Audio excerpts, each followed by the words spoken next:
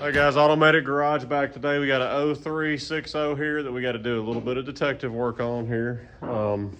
Brought to us from a real nice fella from Russia. And I'm gonna turn you around here, let you hear what the truck sounds like, what the complaint was and all that, and show where we're at so far, diagnose it, and what we're going to do.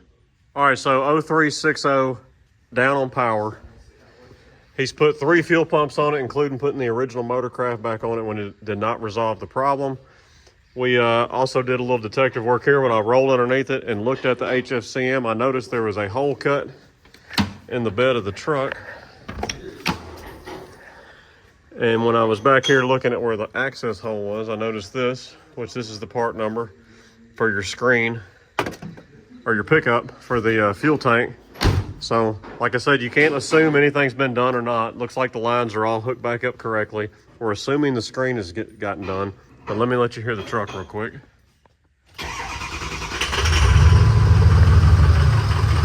Very knocky.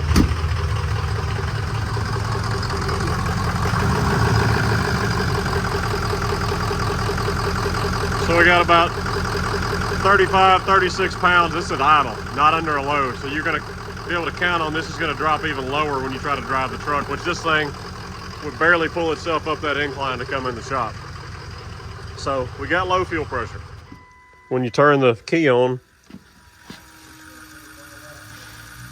you can hear the pump running. You can also hear the pump sound like it's sucking air. So we're gonna start with, it does have a half a tank right now, but you can't count on the sending units right or not. So we're gonna drop the tank, see if there's trash in the tank, see if the pickup was actually replaced, verify hose connections to the tank. While we're doing that, we'll disconnect them from the HSCM, blow air all the way back through them to make sure there's no trash that got sucked up into the hoses or nothing. We'll hook all that back up and verify that we either have a good or a bad HFCM by doing that point, knowing that what's from the HFCM back is in good working order. What we also did with this was we pulled up our ICP, our IPR, Fickham voltage, all that, verified that's right. I'll crank it up again. You can see all that looks good on the computer there. Next thing we did, which we don't know that they're going to be good after we resolve this problem or not, but we did buzz the injectors.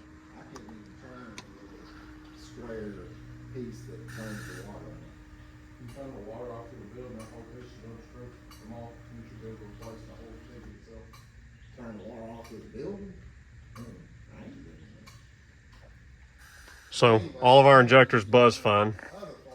So that's just the solenoid electrical portion of the injector. That does not mean that the hydraulic side of it is fine, which we'll find out when we fix the fuel pump problem, is did the injectors get damaged or not due to low fuel pressure. So we're gonna move it over to the lift, drop the tank, and see what we find, and we'll show y'all. So I don't know how that happens, how you get glass on top of your sending unit here, but that's where I like to store all my broken glass. As I hit my head on the lift too.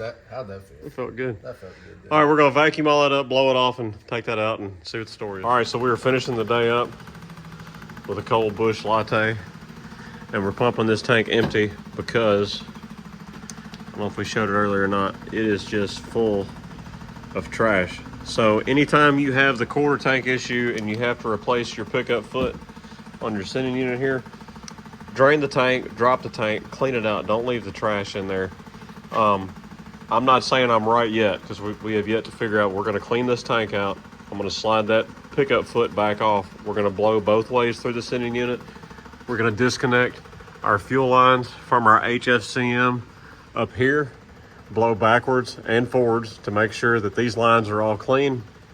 And then at that point, we're going to know from here back to the tank is good. And then if we still have an issue from there, we're going to work from the pump up to the regulator and the fuel ball and all that and go from there.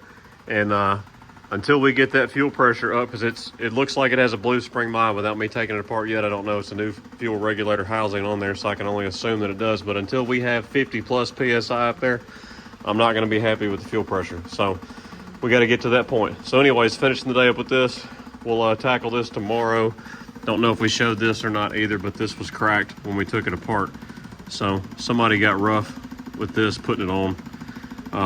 It'll be here in the morning from Ford so that we'll be able to put the tank back in and work our way forward, like I say. Our sending unit is out like we took out yesterday. We took the pickup foot off, blew air both ways up the supply, blew air out the return, which not that there really could even be any trash in the return because they'd have to make it all the way through all the lines, the pump, the upper filter, and make it all the way back here. But anyways, we just blew that one way because I don't want to take the little nipple off right here because it could break, tear it up, and then that'd probably be a whole nother problem trying to explain that to Ford to send me that little bitty nipple right there. So anyways, that's prepped, that's ready to go back in. The tank had all of this in it. So that's what was all floating around in the bottom of the tank, along with a whole bunch of even smaller pieces that you can't pick up. So we took the tank, washed it all out, set it up with the blower in it, let it all dry it up, standing up, and then there's just a little puddle of water in the bottom after that. Take some towels, dry that up. So now, where's our light at? Right here.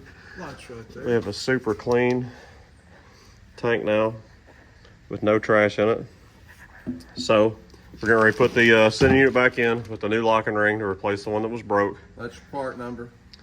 Yeah, there's your part number right there, which it was, I think it was like 18 bucks, my price. So very reasonable, which I've never even had to buy one of those because I've never seen anybody break one. But new ring, what we do then? Oh, we blew the lines out forward and backwards, the supply and return that go from the pump to the HFCM.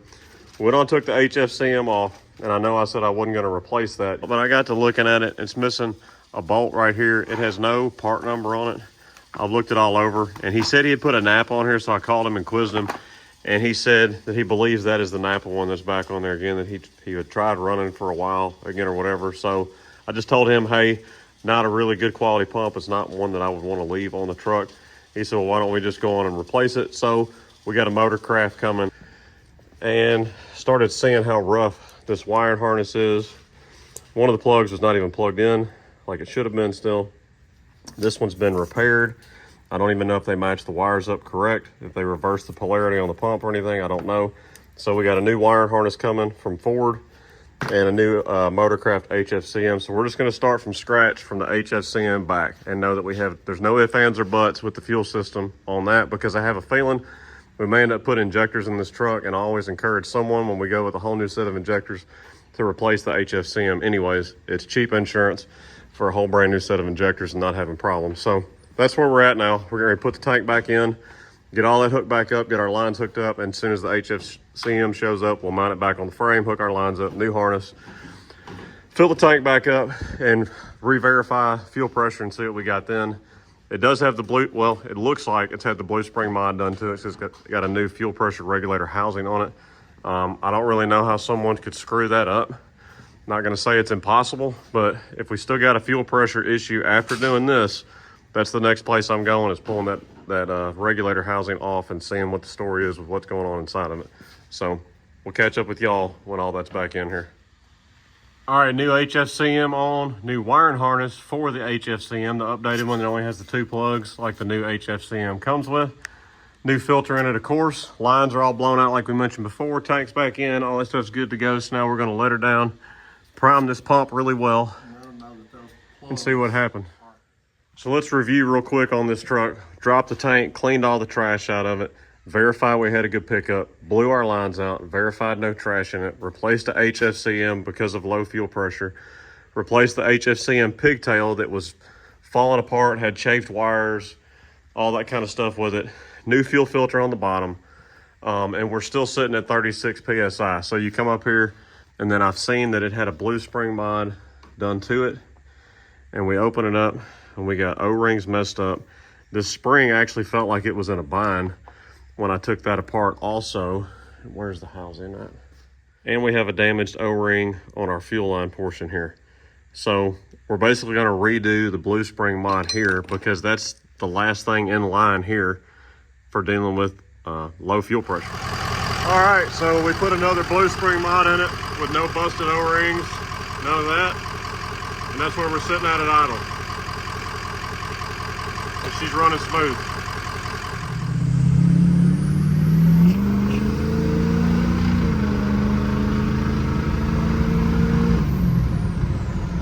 Running good with good fuel pressure. All right, so that cured all of our fuel pressure problems.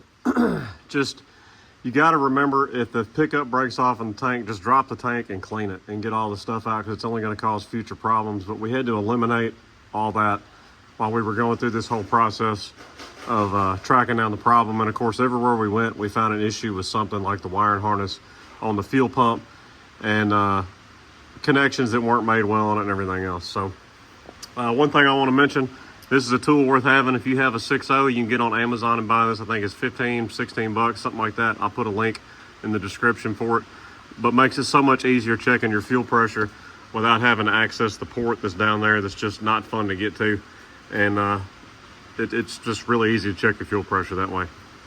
So I hope y'all enjoyed the video. Hopefully it'll help you out on diagnosing a problem like this on your truck. And hopefully you can get lucky like this guy did and not ruin your set of injectors with low fuel pressure, because it doesn't take long to do it. Anything below 45 PSI is what Ford says will ruin an injector and ruin that intensifier piston that's in there.